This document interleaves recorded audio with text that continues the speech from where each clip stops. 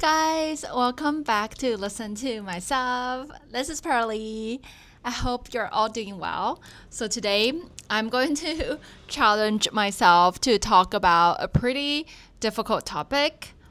So the title is Admitting That I May Be Wrong.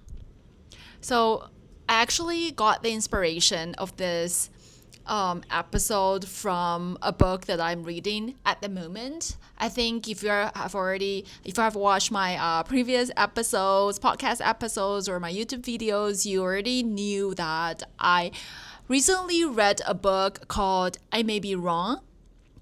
And I find this model, this thing to be really interesting. And it just so happened that last week I actually had a pretty intense fight with my brother.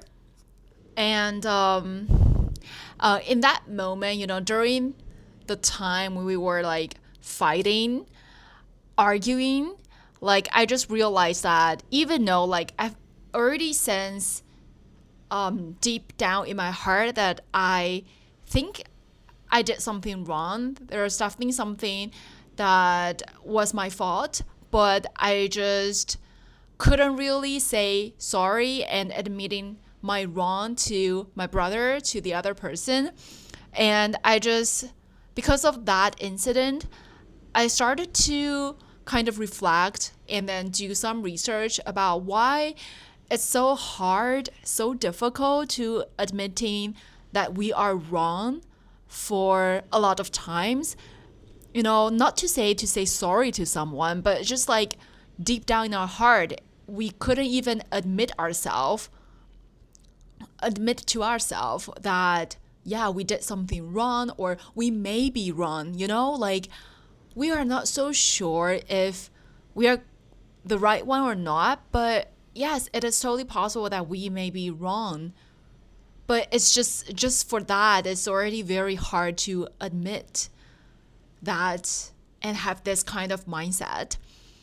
So before we start, I want to first invite you to imagine a little bit that during your previous fight with other people or like your family members, your friends, or just your acquaintances, your colleagues, what what did you do, or how did you approach the whole fighting thing or actually having an argument with someone? How did you approach that? I think after I did some reflection, I realized that I usually had like a pattern going on whenever I have a fight with someone. So usually like the first thing that pop up in my mind, or like the first thing that I will do, is like I always like kind of have this tendency to think that I'm the right one. Like I'm on the right side, then why can't you just listen to me? And I would have a tendency to think that the one that made mistake is always the other person. It's always the one that I have argument with, have a fight with. And I would have this tendency to think that what you said is wrong, and in contrast, what I said is correct. Because I think one of the reasons might be because I just want to win, I just feel like if I admit that I'm the wrong one, then I lose, or that I just feel so embarrassed, and I just don't want to admit that. So I have this tendency to always insist that, yeah, I'm the right one. Like you are the wrong one. And that's usually the first thing that I do. I would say that my natural tendency actually I don't know, just like I have this tendency to do that. It's so embarrassing to admit, but that's the reality. And also the second thing, and then after like a while into the argument or the fight, or after we finish our fight, usually there was like this inner voice started to come up to me that I started to realize that, yeah, I may be wrong. Like there's this like very little voice telling me that you might be wrong or you are wrong, things like that. But usually I would just like ignore those voices and I would just push away those voices. I would instantly tell those voices that no, no, no, no, no, how can I be wrong? I'm the right one because of blah, blah, blah, blah, blah, because of XYZ and things like that. And so a lot of times I couldn't admit my faults or my mistake to the other person, but there are like several times, a few times that eventually after I calm down, after several days or even weeks, sometimes I realized that I was the one that made mistake. So I decided to apologize to the other person. But I would have to admit that it's so difficult to apologize to other people. And I find it interesting because I'm not so sure if you have heard about like services in Japan. It's called like apology agency, something like that. So basically you pay the money to this agency and then they will send staffs in their agency to help you apologize to the person that you would like to apologize to. And I find this kind of services is just so, I couldn't quite understand why would people want to do that. So even for the people who is waiting for an apology, I think if I were that person, I wouldn't be satisfied if they just sent like a stranger to me and say sorry to me on behalf of the other person. I don't know. Anyway, I just find this kind of services quite strange in my opinion. But anyway, that's not the point. So I just want to emphasize that it's so difficult. I find it so difficult to apologize to people in general. It's just so hard to even admit my wrongness and then to go further to apologize to this person or this group of people. And the other thing that I find quite interesting about, related to I may be wrong is all the opinions we have in our daily life. Like it is really interesting when you think of how all your opinions are formed. So like are the things that we believe is the case and the thing we believe is not the case and things like that. For example, I think dating apps is not good, so don't use it, or I think it's useless and things like that. So you'll realize that all of our opinions are actually formed mainly based on our personal experiences, right? And also what we heard from people around us or how we brought up to in our family. So our values, our opinions, and so on and so on were formed like gradually and naturally and along our journey, when we grew up. So it's actually, when you think of it this way, it's totally reasonable for different people to have different opinions, right? And a lot of times there isn't a right or wrong with those opinions. It's just that we were all brought up with different backgrounds, different environments, different people surrounding us, and we also maybe study different things, work in different industries. So we all have all these variety of opinions. But it's interesting how a lot of times we will have this tendency to think that our opinions are the right one or the better one. And the opinions that are different from us or even in contradict with us are not the right one, or isn't good opinion, or it's just inferior and things like that. And I find this kind of situation quite interesting because a lot of times I would have to admit that I also have this tendency to do things like that. For example, just like the example that I had given to you, that I think based on my personal experiences, dating apps isn't good. It's quite toxic. It's quite useless. It's hard to find people on it. So when I have this like maybe discussion or even an argument with someone about dating apps, I still would have this tendency to think that no, yeah, dating apps it just sucks. Like if you think dating apps is good, then you must be wrong or that's not right, things like that. I would have this tendency to think the whole thing from my perspective, from my angle, and to think that, yeah, dating apps is just like, it should be like a bad thing. But just like you are listening right now, you might disagree with me totally, right? Because based on your experiences, you find your significant others on a dating app, or you actually met a lot of good people and good friends on dating apps, etc., etc. So in this kind of situation, I find it really powerful and magical to always have this sentence in your mind, in your head, that just keep reminding yourself that I may be wrong. I may be wrong. And just by thinking it this way, well, I think in the beginning it's going to be hard to think of it that way because in some sense, in some degree, you might be kind of like feel like you're admitting that you may be wrong or you are wrong and things like that.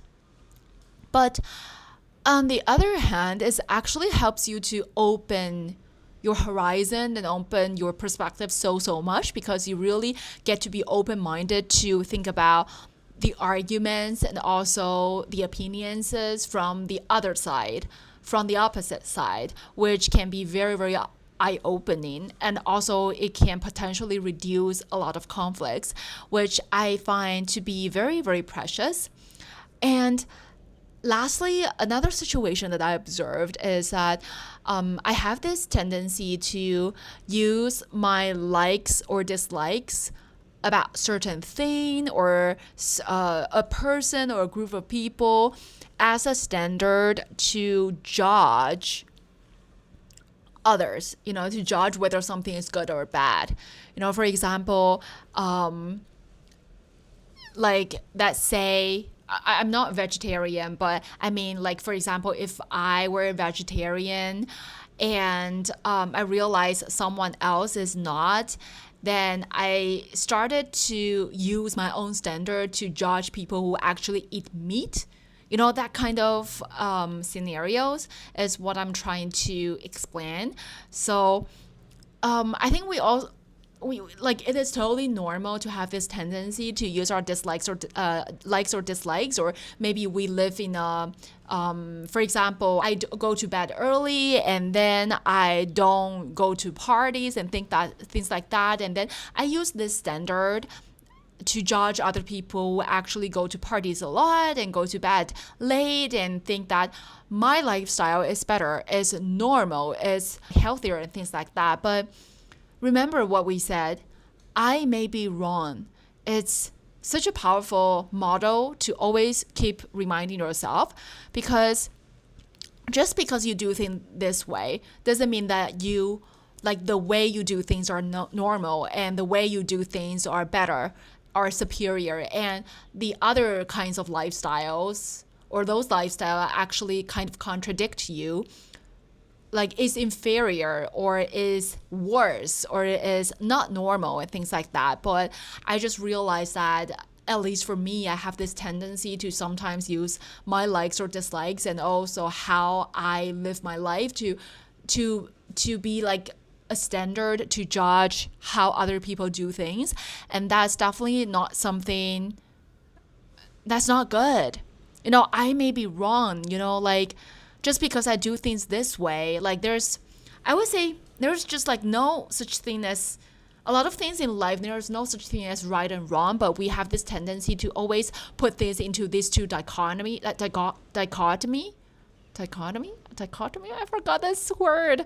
But anyway, we tend to put this into two extremes, whether it's good or whether it's bad, and there is no middle ground or like in the gray zone or things like that. And yeah, so when I think that my lifestyle is better, is normal or things like that, I may be wrong. I would never know, like you would never know if which one is better or which one is superior, like, because sometimes there's no such thing. And in the second part, I want to talk about why is it so difficult for us to admit that we may be wrong or we are wrong, or even to apologize to someone. So I'm pretty sure like all of you have heard about our ego. So I actually really like the definition. Oh, by the way, starting from here, things are going to become quite philosophical. So be prepared, spiritual and philosophical, because I don't know, like lately I've been really into reading more like philosophy related books and also spiritual related books. I just find them so enlightening. And also it's really, actually those books are really challenging to understand, but I just find it really interesting and really just like eye opening to learn about different concepts and different mindsets in a philosophical sense. But anyway, in a more spiritual or philosophical context, like in certain Eastern traditions, like Buddhism, the ego is often viewed as the false sense or the part of us that clings to personal identity, attachment, and separateness from others. So they believe that reducing the influence of the ego is seen as a path to greater harmony and enlightenment. So I find this like concept of ego to be really interesting, because a lot of times our ego or like sense of self becomes attached to being right in the same way it becomes attached to various roles, groups, and identities. So because like being right allows us to feel superior to others, whereas being wrong makes us feel inferior. So our ego loves it when we let our ego feel that we are superior, we are the right one. So that's why I think it is so difficult to admit we are wrong, or admit we may be wrong, or even to apologize to people, because when you do that, you are basically like your ego, the signal or the messages that your ego received is that we are superior, we are inferior, we are the wrong one. It's so embarrassing and things like that. So that's how our ego works, because our ego has this tendency to associate itself with our self-identity. So when our self-identity is harmed, in according with what the ego thinks, then the ego is not happy. So our ego will prevent us from doing that thing, which most of the time is like, admitting we are wrong or apologizing to people. So yeah, that's based on my understanding. That's why it's so difficult to apologize to people and admitting we are wrong. I hope it makes sense, because I spent quite a lot of time trying to figure out the ego thing, and also why is it so difficult to apologize to people.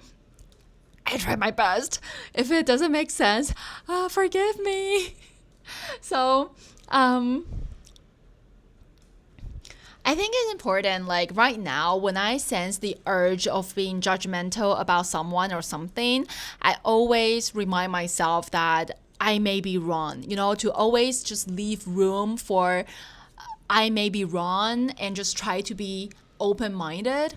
I think it's like being open-minded is easier said than done, because a lot of times, at least for me, I notice that like sometimes I can be quite judgmental. I just like to judge things, because I think it just makes my ego feels good. I feel superior. I feel like I know better. I know a lot of things. I'm more knowledgeable than all the other people, or like at least the people in front of me that I'm trying to convince, or like arguing or having a fight with and things like that. But it's actually very unhealthy to do things like me, I would say, because you miss a lot of opportunity to learn about a lot of different things and to actually reflect. And sometimes, yes, you might be the right one, but sometimes you also might be wrong. And when you're wrong and you could admit that, then you basically missed a very valuable and precious opportunity to learn more about yourself, to change things, to become a better person and things like that, or to just widen your horizon. Another thing I find really interesting is how, because a lot of times we like things to be permanent. It's actually like what I learned from Buddhism, because like as a human being, we like things to be permanent. For example, relationships. So if you are in a relationship with someone, then if it's like really stable, then you feel very comforting and feel a sense of security and things like that. And we feel comfortable. And or like, for example, even like an object in your house, like your vase, or like your, I don't know, like your toys or things like that, your dolls, like you want it to be in a certain position. If someone moves it away, then you will likely become very angry, because you just want that thing to be in that position. So we want that thing to be permanent, right? To be always like in the position that you want. And also our opinions as well.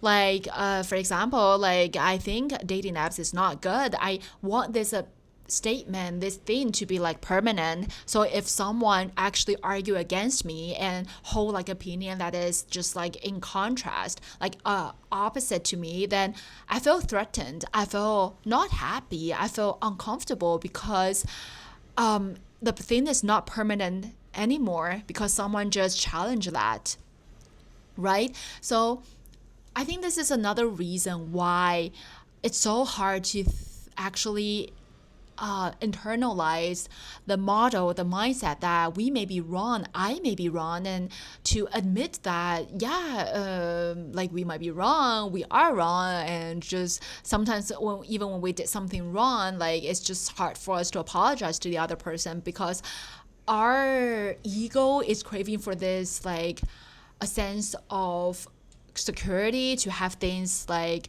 to be there permanently, if that makes sense. So we don't like to be challenged by someone else. We don't like things that are different from what we used to do things. We want other people also to do things just like us, and also to hold similar opinions like us, or to live a similar lifestyle like us, or have like likes or dislikes just like us. So this is why I think sometimes, because of the help of social media, it's even like it became easier to trap ourselves in our little bubble, to always interact with people that hold similar opinions with us, that live similar lifestyle with us.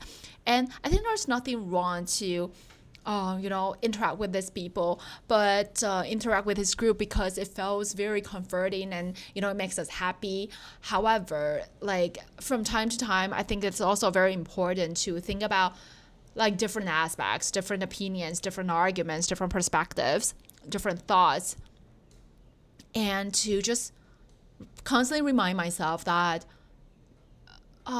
whenever like I want to judge other people, just tell myself that I may be wrong. And I think that's gonna help immensely for my life.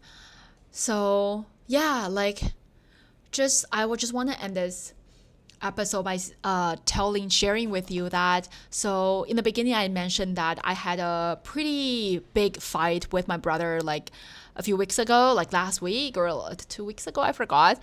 And in the end, I try to put my ego away, and then I admit my fault, and then I apologize to my brother. And it was super difficult for me to do that. I just like, there was this like two voices in my heart, I think within me, that tried to, just like one said, yeah, you should go apologize because you actually did something wrong. And the other voice is like, you should not, you did nothing wrong, you are the right one. The other person is the one who made mistakes.